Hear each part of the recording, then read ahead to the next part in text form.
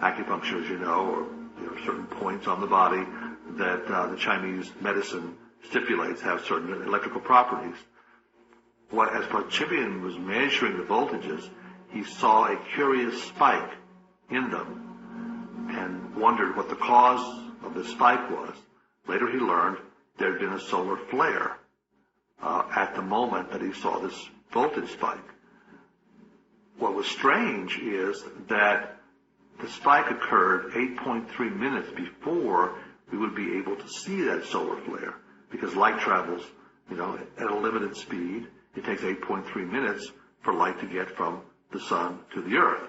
But his spikes showed up instantaneously. This is the first evidence that there's something that travels much faster than light that affects the body and affects the acupuncture system, and we can measure it physically. Since then, the Russians have done a lot of work on what they call torsion, which is their version of the same psychic force. And they do find there's an element of that does travel much faster than light, so that now even telescopes have been devised which can measure this energy, and they show that that signal does travel faster than light. So this is, again, another revolutionary aspect of physics that, most Western scientists are just ignoring, but it's really important. Our bodies are made of about 90+% water, which is hydrogen, oxygen, and we're also made of minerals and carbon. The sun is made of over 90% hydrogen, trace oxygen, and trace minerals and helium. It's made of almost the same stuff we are. So inversely, if the sun can send us telepathic messages faster than the speed of light, we can send the sun telepathic messages faster than the speed of light. And what that means is, every 11 years, according to NASA, we come into solar maximums where solar flares are a potential threat to our planet.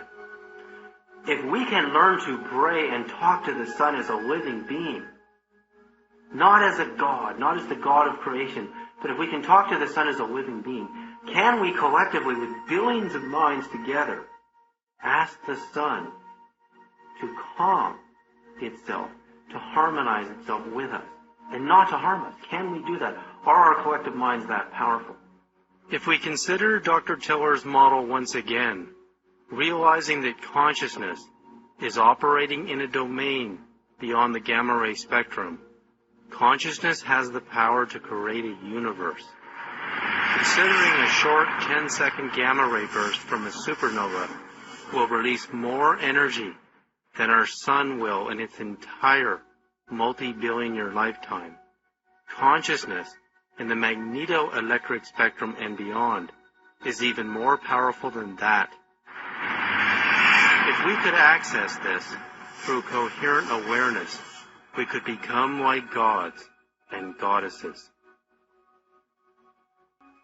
To me, we are all spirits having a physical experience as we ride the river of life together. Our spiritual parents dressed us in these bio-body suits, put us in this playpen that we call a universe, in order to grow in coherence, in order to develop our gifts of intentionality, and in order to become what we were intended to become, co-creators with our spiritual parents. And co-creator means to eventually evolve into the place where you could interact with planets and you could co-create planets or stars.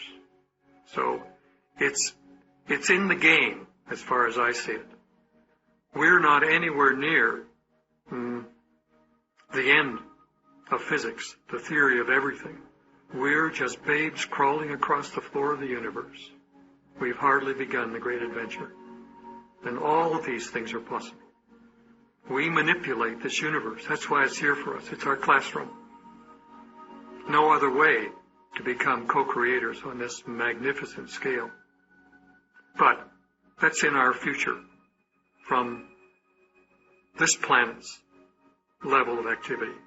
We have to move and become coherent at the deeper levels of nature. Using Einstein's equation of converting frequencies into mass energy, the higher the frequency, the higher the energy. Any frequency into the gamma ray spectrum, the magneto-electric spectrum and beyond, coupled with matter, has the power to create anything we can imagine including the solar system, the galaxy, and the universe. The coherence at this level of nature is very good. I mean, we can make lasers. We can convert the potential of a light bulb from 50 watts to create temperatures 10 times the surface of the sun if you could make all those photons, electromagnetic photons, coherent. But the dimensionality of the higher dimensions, just as this one, okay, if you look at the most coherent aspect for electromagnetic laser is the wavelength of the light you're dealing with. So, but now if you go to the next level, of the vacuum, magnetic information wave level, you've changed the size scale by 10 orders of magnitude.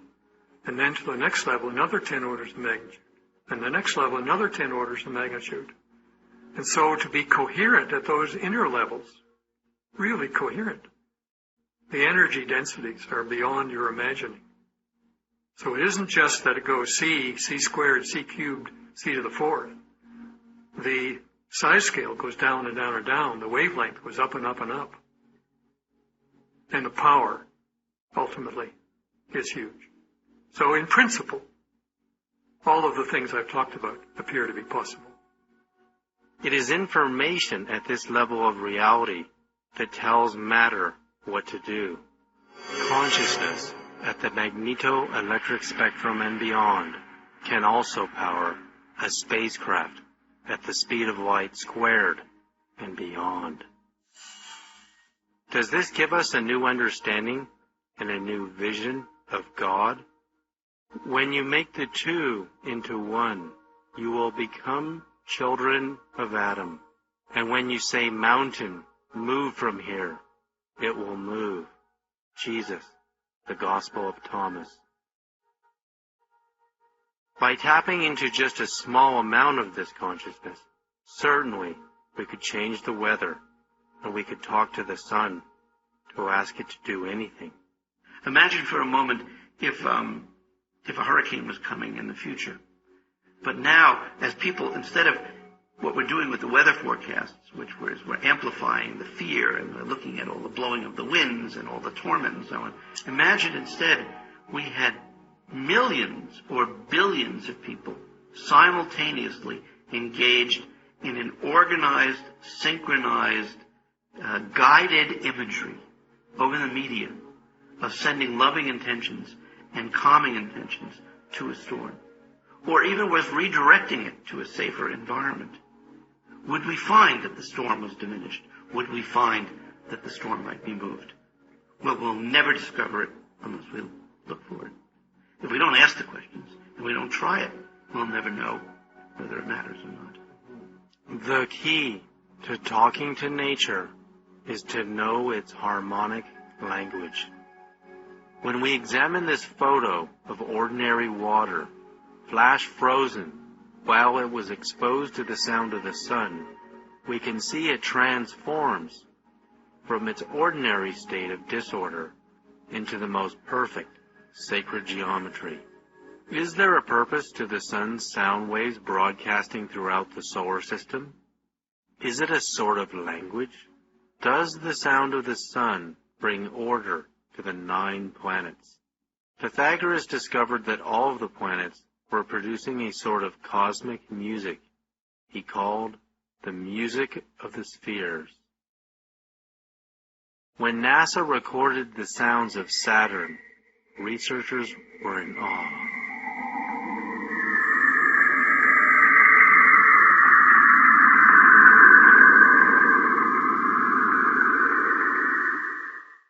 The sound of Uranus.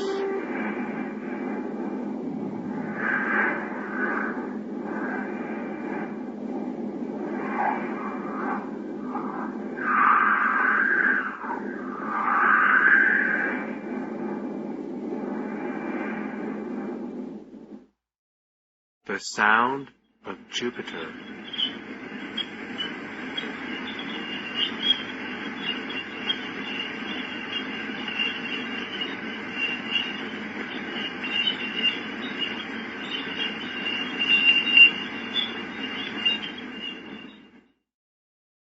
the sound of the earth.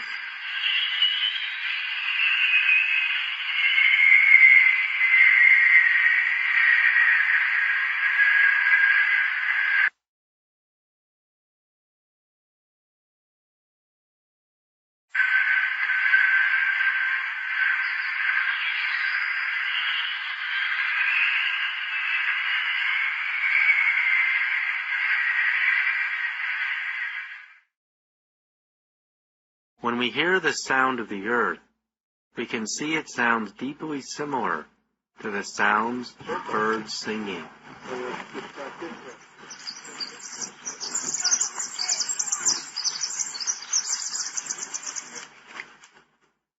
NASA scientists were astounded when they heard the sounds of the earth for the first time, because they knew the birds understood the secret language of the universe and the earth itself. They were singing as if in a dialogue with the creation. When Pythagoras had finished his studies into the music of the planets, he gave birth to the intervallic system of modern music, and thus classical music was born. Yeah, the musica instrumentalis, of course, is the music we hear people sing or instruments play, and then the musica humana, Pythagoras said, is our sound, the one that we create, that humans create. Now, the musica mundana is the one that you're describing here, and that's the music of the spheres. And that music, let's not think that it has to sound like music, because really it can just be a very out of this world one note sound that sounds like one note but actually spreads out into incredible harmonies. And the way you reach that point is truly by meditating or by going to a place, hiking to a place where you can be by yourself. If you don't like meditating, just sitting quietly. But it is a place that you reach when you're quiet. You can't hear these sounds, these harmonies of the spheres. You can't hear them unless you've actually, integrated into your heart center. It's just not possible, because that's where the sound comes in.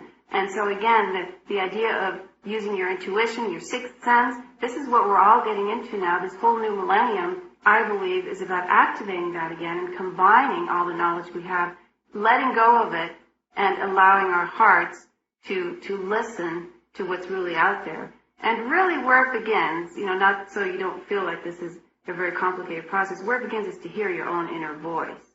That's really key, is when you hear yourself giving the answers, not somebody outside of yourself, not the media, not your husband or wife, your friend, your family telling you what to do, but you actually tune in to yourself. And once you start tuning in, you have tuned to the music of the spheres. The tuning in is what's necessary to hear the great cosmic music that's out there, which is all about you, because you're part of creation. You're creating this music.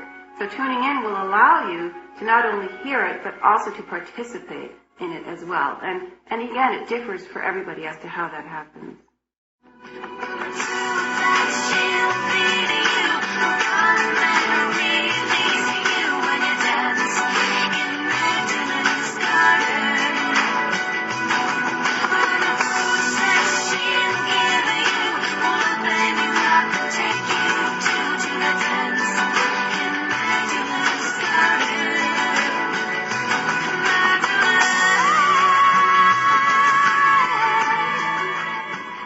Is for me, it's a frequency, it's an energy.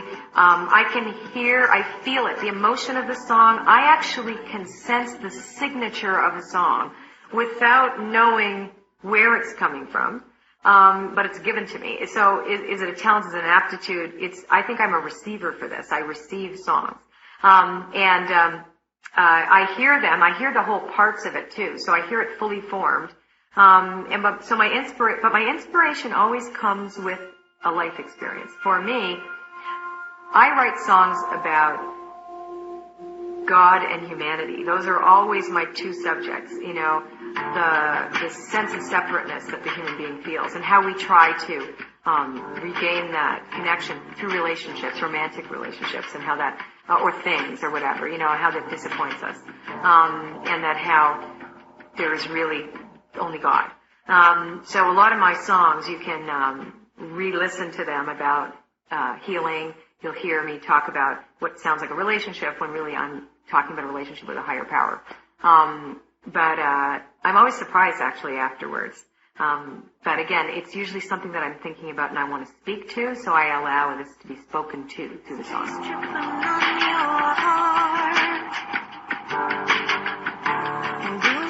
Stick into your shoes. About these stains here on my wings. Price was right for these unnatural things. They make it easier to hide. Jesus spoke the Lord's Prayer in Aramaic, a language that is at least 3,000 years old. Was this language also consistent with tonalities of the hidden forces of creation? Was Jesus' intention combined with Aramaic language so powerful he could manifest the loaves and fishes needed to feed the masses? The shape of a fish in geometry is the vesica Pisces, formed when two circles of the same diameter cross one another. The ratio of a vesica Pisces width to its height is 153 to 265, or the square root of 3, the number of the Trinity. In the Gospel of John 21:11, Jesus caught 153 fish at a time when the disciples could not catch a single one. The question is, why is the number 153 in code with the creation of the shape of a fish? Was Jesus speaking in a harmonic code language to manifest the loaves and fishes? Did he know the secret language of creation itself?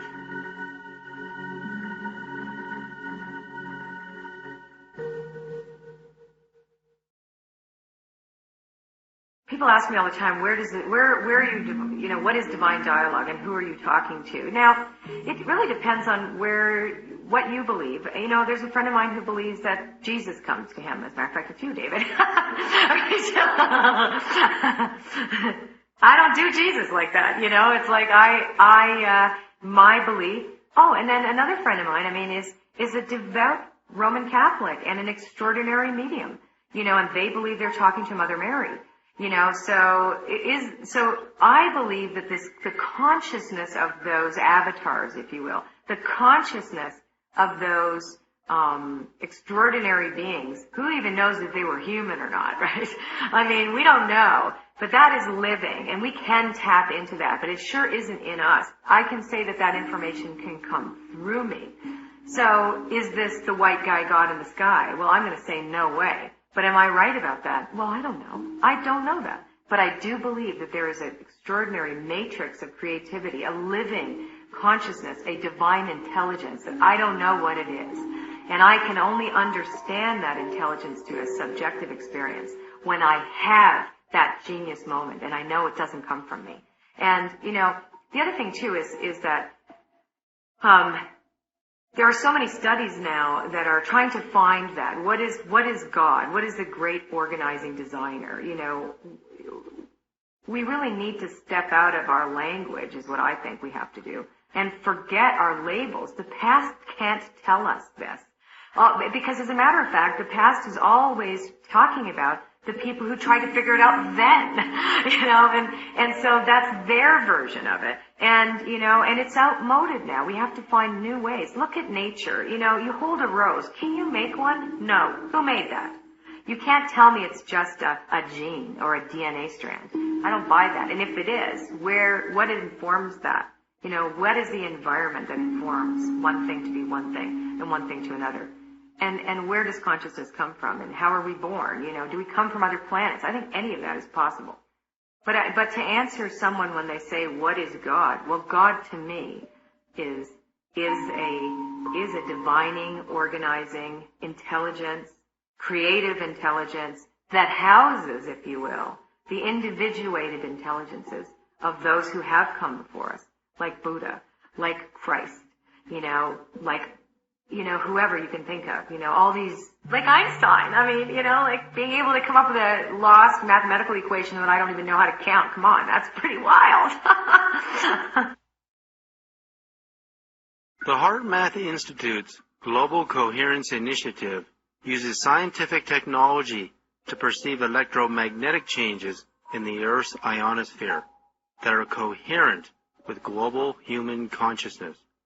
Because the human heart produces electromagnetic energies and even more powerful subtle energies, millions or even billions of human hearts experiencing profound emotions due to global coherence initiatives or global events will cause measurable changes in the Earth's ionosphere to appear.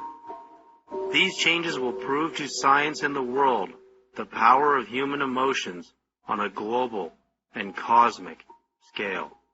Our researchers and a team that they've assembled are building what's called the Global Coherence Monitoring System. This is a system that's being made up of very sensitive sensors that measure changes in the Earth's ionosphere. The ionosphere is the Earth's protective layer around the Earth. And these sensors can measure very subtle changes in the ionosphere. The goal is, over the next 2 to 3 years, maybe a little longer, depending on how fast the project moves, is we want to put between 50 and 100 of these sensors around the globe, have them all networked back to a central location, and be able to get a complete picture of the ionosphere 24/7.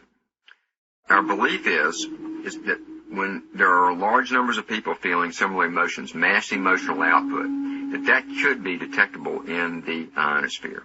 We know from other research like Dr. Roger Nelson and the Global Consciousness Project using random number generators, showing changes in these random number generators when there's strong emotionality occurring in the world, like at 9/11. There's other indicators that show that there are possible measurable changes that occur when large numbers of people are feeling something. We want to conduct experiments on the effect of positive emotional states being generated by large numbers of people on the Earth itself.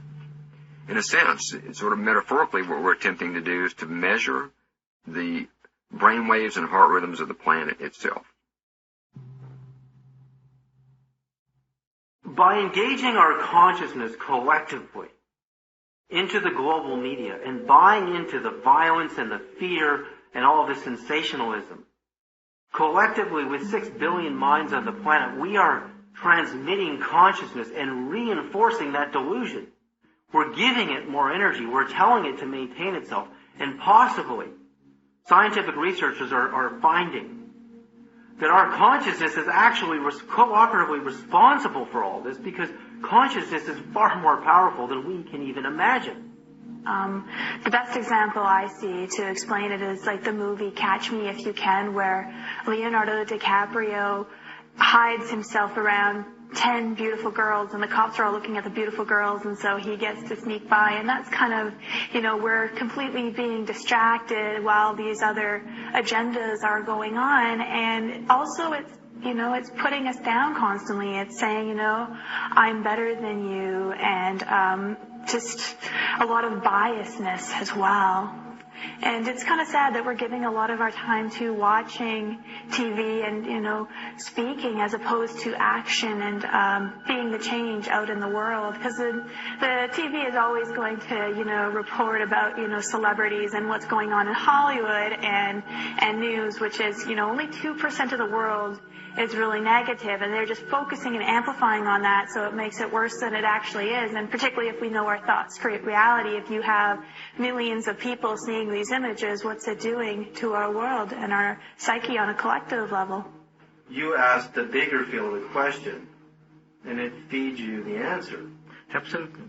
But the question should be very precise. You can't answer questions, what does it mean universe? What does it mean God? It will be no answer. But if you give precise question, then you will get precise answer. And then, if you operate in some area, then situation will give you what you want by itself.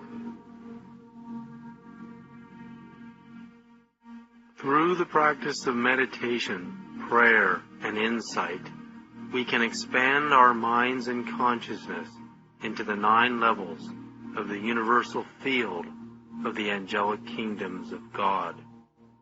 The fields contain all knowledge, all memories, and all possibilities. All we have to do is access them with our minds. They have always been there to serve humanity and the universal knowledge and presence. Science is telling us that the 9-dimensional fields are perceptible to the mathematics of string theory. Science now realizes that there is a creative force in the universe that is intelligent, that it responds to our questions. It gives us creativity and insight as its intelligent answer. With these gifts that enter the mind, body, and soul, we can transform our world. With this new understanding of physics and consciousness, we can revolutionize our understanding of God. We don't have to forget what we already know and what we have learned from the past about God, but we do have to move forward and partake of what we don't know and learn more. If more of us can create an intelligent dialogue with the conscious universe, we might see more genius-level solutions to disease, suffering, war, architecture, banking, and global politics. We might even be able to conquer the limitations of fossil fuels, global climate change, and the ecology. If we can discover anti-gravity and the secret to limitless zero-point energy, we might see a golden space age where we will look back at our old ideas and wonder why it took us so long to build a global space presence and enter the galactic community of life beyond Earth. From there, the conversation can conquer the galaxy and beyond.